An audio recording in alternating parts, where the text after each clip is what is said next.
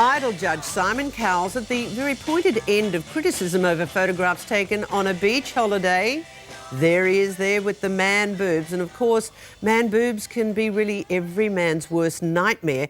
In fact, they can be really the subject of ridicule. Have a look at this clip.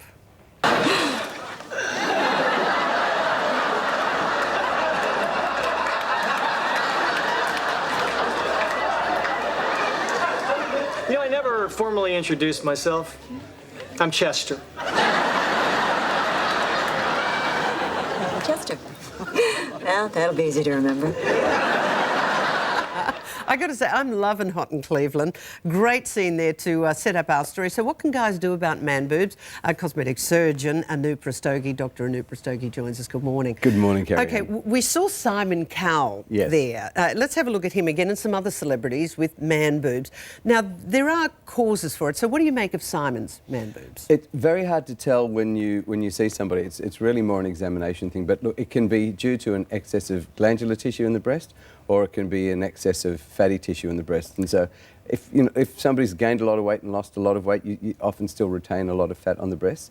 But breast development comes with an estrogen excess, oftentimes from obesity, where for men, testosterone gets converted into estrogen in the fatty tissue and then actually produces breast development. So some of the other celebrity photographs we've got one of Jack Nicholson. Hello. Do you reckon that, I mean, is this an ageing process, a natural ageing process for men? It is. And in fact, when we look at studies of elderly men, it is actually a very common problem.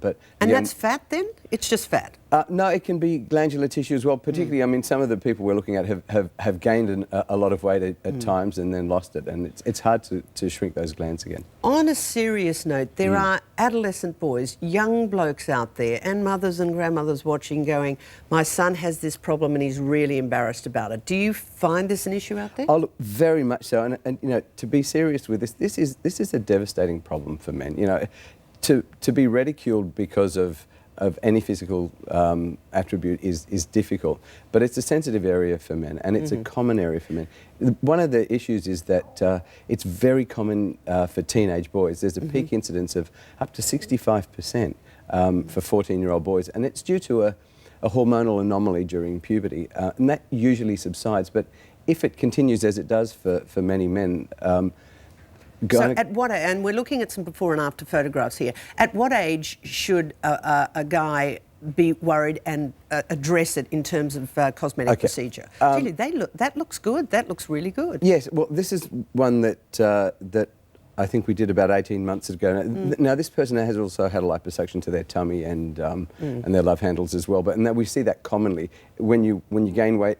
You know, we commonly do the gynecomastia. Okay, if a 14-year-old boy starts with this issue, it's that we don't treat it at that age. Yeah, anomaly. So what age should you? So once they get to about 17, if it's really not settled down by that time, it's time to do something about it. 16 sometimes, depending on when they went into puberty.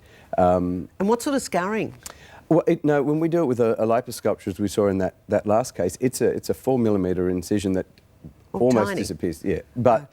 The glandular tissue is sometimes harder to get out, and we need to make an incision around the nipple and go in and remove those glands. And that can be, I mean, that's a slightly larger scar, usually heals very well, but sometimes can leave some irregularities on the chest wall. So I do like a liposculpture in there as well, just to keep it all even. Okay, but it can, a day procedure that can be easily addressed if it's an issue for really a young large boy. ones sometimes need a formal breast reduction, but for the vast majority of them, it's a small scar, it's a simple procedure, and it's, you know, very worthwhile for men who have the problem. I've never done a man boob story before, so that's a first for everything. But thank you, Dr. Rastogi. Appreciate it. That's my pleasure.